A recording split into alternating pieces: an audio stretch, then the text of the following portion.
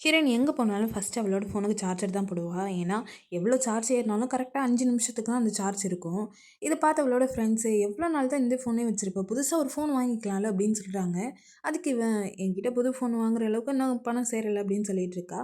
அந்த நேரமா ஹீரோ பண்ணுவான், அந்த ஒயர் வந்து தட்டிருவான். அதனால இவ கையில இருக்க அந்த செல்ஃபோனு கீழ விழுந்து உடைஞ்சிருது. ஸ்க்ரீன் வந்து சுத்தமா உடைஞ்சு போச்சு. அதோட இவ போய் அவன்கிட்ட கத்திட்டு இருக்கா. "என்னோட ஸ்க்ரீன் சுத்தமா போச்சு. நான் இதில எப்படி இனிமே என் வேலை பார்க்க முடியும்?" அப்படின்னு சொல்லிட்டு இருக்கா. இவளுக்கு என்னன்னா, இந்த ஸ்க்ரீனை சரி பண்ணுற அளவுக்காவது இவன்ட்ட இருந்து காசு வாங்கணும் அப்படின்னு சொல்லி தான் பேசிகிட்டு இருப்பா. ஆனால் ஹீரோ டக்குன்னு, "சரி நான் உங்களுக்கு புது ஃபோனே வாங்கி கொடுத்துறேன்" அப்படின்னு சொல்கிறான். இவளாலே நம்ப முடியல. "என்ன புது ஃபோன்?" அப்படின்னு சொல்லி கேட்குறா. "ஆமாம், நான் உங்களுக்கு புது ஃபோனே வாங்கி கொடுத்துறேன். இப்போ எனக்கு கிளாஸ்க்கு லேட் ஆயிடுச்சு, நான் வந்து உங்கள்கிட்ட பேசுகிறேன்" அப்படின்னு சொல்லிட்டு கிளம்புறாங்க வந்து. அன்னைக்கு சாயந்தரமே அவனோட ஹாஸ்டல் ரூமுக்கு போய் கதவு தட்டுறா. அவன் வந்ததும், "காசு குடு" அப்படின்னு சொல்லி கேட்க, "இப்போ என்கிட்ட காசு இல்ல. ஒரு 2, 3 நாள் வெயிட் பண்ணுறீங்களா?" அப்படின்னு சொல்லி ஹீரோ சொல்றான். இவன் சொன்ன மாதிரி ஃபோன் வாங்கி தர மாட்டான் போலயே அப்படின்னு அவன்கிட்ட சண்டைக்கு போயிட்டா.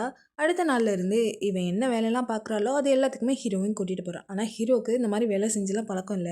அதனால எல்லா வேலையிலுமே ஏதாவது சொதப்பி அவங்க கிட்ட சாரி கேட்டுட்டே இருக்கான். அப்படிதான் ஒரு நாள் வேலை பார்த்துட்டு இருக்கும்போது அவனுக்கு ரொம்ப வயிறு வலிக்குது. அவன் குனிஞ்சிட்டு ஒரு மாரி நிற்கிறான். இத ஹீரோயின் தூரத்துலேருந்து பார்க்குறா. அவளுக்கே கஷ்டமா இருக்கு. அவன ரொம்ப வேலை வாங்குறோமோ அப்படின்னு சொல்லி நினைக்கிறா. அப்ப ஹீரோ வந்துட்டு ரெஸ்ட் ரூம் போணும் அப்படின்னு சொல்லி வந்து இவள்ட்ட கேட்குறான். "அதெல்லாம் போகக்கூடாது, போய் வேலைய பாரு" அப்படின்னு சொல்லிடுறான்.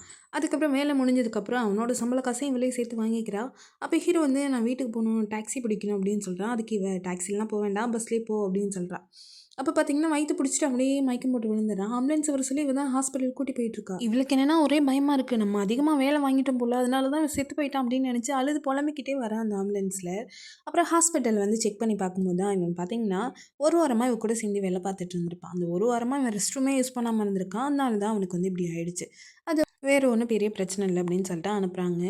அப்ப இவகிட்ட வச்சிருந்திருப்பா இல்லையா காசு, 2 பேரோட பணமும், அதையும் சேர்த்து செலவு பண்ணி கை காசையும் போட்டுட்டேன் ஹாஸ்பிட்டல் செலவுக்கு அப்படின்னு சொல்றா. அதுக்கு ஹீரோ, "நான் எல்லா காசையும் உங்களுக்கு திருப்பி குடுத்துறேன்" அப்படின்னு சொன்னான். அதுக்கப்புறம் பார்த்தீங்கன்னா, பஸ்ஸுக்காக 2 மணி நேரம் வெயிட் பண்ணி பஸ்ல தான் வரா. ஹீரோவும் பக்கத்துல தான் இருக்கான். அப்பதான் அவ ஆம்புலன்ஸ்லயே வந்து புலம்பி அழுதுருப்பா இல்லையா, அந்த ஃபோன் முன்னாடிலேருந்து வேலை செய்யாத ஃபோனு தான் அப்படிங்கிற மாரி சொல்லியிருந்திருப்பா. அத வந்து ஹீரோ வந்து அவகிட்ட கேட்குறான். அவ பார்த்தீங்கன்னா டயர்ட்ல அப்படியே தூங்கிட்டு வரா.